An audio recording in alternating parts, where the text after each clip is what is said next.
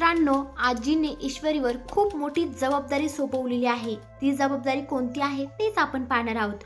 मित्रांनो, इथे आता ईश्वरीने त्या गोष्टीच्या तळाशी जाण्याचा निर्णय घेतलेला आहे की अर्णवचे बाबा आणि माझी आई यांच्यात नेमकं असं काय होतं, कारण माझी आई असं कधीच करू शकत नाही आणि हे काय मी ऐकतेय.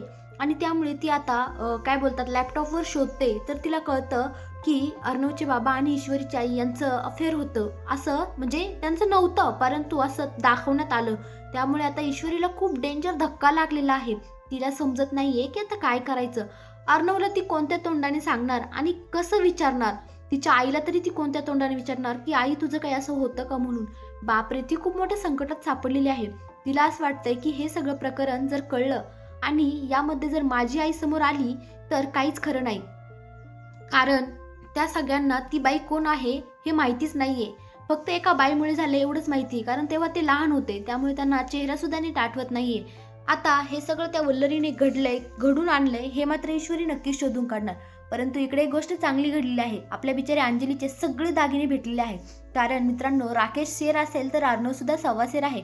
अर्णवने आता राकेशच्या गळ्यात पडून काय बोलतात ना, राकेशच्या खिशातून आता दागिने बाहेर काढण्याचा प्रयत्न केलेला आहे. आणि आता अशा रीतीने राकेशही खोटा होऊन पडलेला आहे. आणि राकेश आता म्हणत आहे की अगं अंजली, मी तर गुंडांपासून दागिने तुझे मिळवले ग, आणि त्यांना हाणून मारून मी दागिने मिळवले, परंतु मी तुला सांगितलं नाही, कारण मला तुला सरप्राईज द्यायचं होतं. आणि ते सरप्राईज ते सगळ्यांसमोर नाही, एकट्यात द्यायचं होतं. बायको आहे, बायकोला सरप्राईज दिलंच पाहिजे ना. अहो, बायकोला सरप्राईज दिलं पाहिजे, परंतु एवढा नीचपणा कोणी करतं का. बायकोचे दागिने, शी बाबा.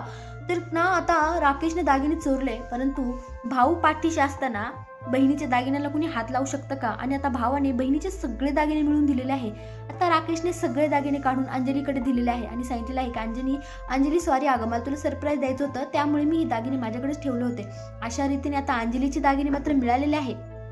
परंतु आता ईश्वरीच्या आयुष्यात खूप मोठा धमाका झालेला आहे, कारण आजीने ईश्वरीसाठी खूप मोठी बोलतात पार्टी अनाउन्समेंट केलेली आहे. सगळेजण जमलेले आहेत, सगळेजण खूप खुश आहेत. मात्र ह्या कुणाला माहित नाही की नक्की कशासाठी आजीने सगळ्यांना खाली बोलवलंय. आजी बोलते की मला इथे सगळेजण हजर पाहिजे, त्यामुळे सगळेजण पटकन गोळा झालेले आहेत. आणि आता आजीने ईश्वरीचं छान ऑप्शन करून तिला हळदी कुंकू लावून आता तिला तिच्या हातात घराच्या चाव्या, तिजोरीच्या चाव्या दिलेल्या आहेत आणि सांगितलेलं आहे की आजपासून राजे शिर्के कुटुंबाची सून आता या घराची जबाबदारी घेणार आहे, सगळं काही सांभाळणार आहे. बापरे, ईश्वरीला आधीच इतकं टेन्शन आहे, त्या टेन्शनमधून बाहेर निघायचं सोडून आता आजीने तिला आणखीन एक मोठं टेन्शन म्हणताना जबाबदारी दिली. आता कशी पार पाडणार ईश्वरी, काय वाटतं तुम्हाला, पार पाडू शकेल का ती? कमेंटमध्ये नक्की सांगा. धन्यवाद.